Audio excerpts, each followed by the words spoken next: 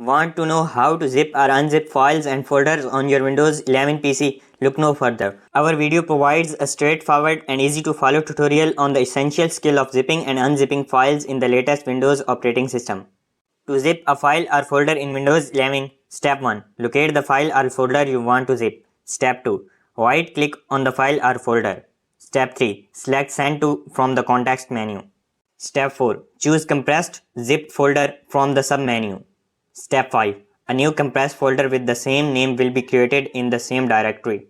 To unzip a file or folder in Windows 11, Step 1. Locate the zipped folder. Step 2. Right-click on the zipped folder.